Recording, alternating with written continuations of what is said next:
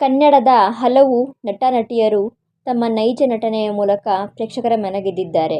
ಆದರೆ ಇವರ ಸಿನಿ ಪಯಣ ಶುರುವಾಗಿದ್ದೇ ರಿಯಾಲಿಟಿ ಶೋಗಳ ಮೂಲಕ.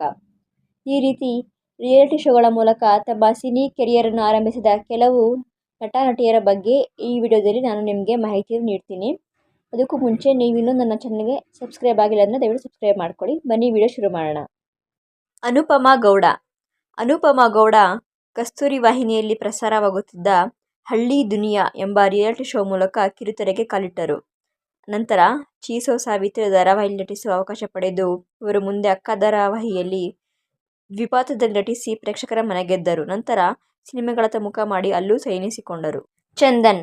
ಕನ್ನಡದ ಜೊತೆಗೆ ಪರಭಾಷೆಯ ಕಿರುತೆರೆಯಲ್ಲೂ ಗುರುತಿಸಿಕೊಂಡಿರುವ ಚಂದನ್ ಕುಮಾರ್ ಪ್ಯಾಟೆ ಮಂದಿ ಕಾಡಿಗ್ ಬಂದ್ರು ಎಂಬ ರಿಯಾಲಿಟಿ ಶೋ ಮೂಲಕ ಮೊದಲ ಬಾರಿಗೆ ಕಿರುತೆರೆಯಲ್ಲಿ ಕಾಣಿಸಿಕೊಂಡರು. ಆನಂತರ ರಾಧಾ ಕಲ್ಯಾಣ ಧಾರಾವಾಹಿಯ ಮೂಲಕ ಕಿರುತೆರೆಗೆ ಕಾಲಿಟ್ಟು ಲಕ್ಷ್ಮೀ ಬಾರಮ್ಮ, ಸರ್ವಮಂಗಳ ಮಾಂಗಲ್ಯೆ, ಮರಳಿ ಮನಸ್ಸಾಗಿದೆ ಮುಂತಾದ ಸೀರಿಯಲ್ಗಳಲ್ಲಿ ಮೋಡಿ ಮಾಡಿದ್ದರು. ಕಾವ್ಯ ಗೌಡ.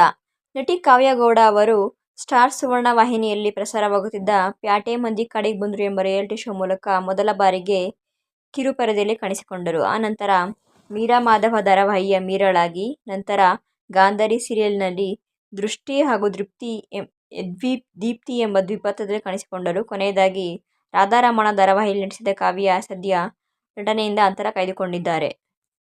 ನಯನಾ ಪುಟ್ಟಸ್ವಾಮಿ. ಸ್ಟಾರ್ ಸುವರ್ಣ ವಾಹಿನಿಯಲ್ಲಿ ಪ್ರಸಾರವಾಗುತ್ತಿದ್ದ ಪ್ಯಾಟೆ ಹುಡುಗಿರ ಹಳ್ಳಿ ಲೈಫು ಎಂಬ ರಿಯಾಲಿಟಿ ಶೋ ಮೂಲಕ ಕಿರುಪರದೆಗೆ ಎಂಟ್ರಿ ಕೊಟ್ಟ ನಯನಾ ಪುಟ್ಟಸ್ವಾಮಿ ಆ ಶೋನ ವಿನ್ನರ್ ಆಗಿ ಹೊರಹೊಮ್ಮಿದ್ದರು. ಆನಂತರ ಚಿಟ್ಟೆ ಹೆಚ್ಚು ಧಾರಾವಾಹಿಯಲ್ಲಿ ಇವರು ನಟಿಸಿದ್ದರು.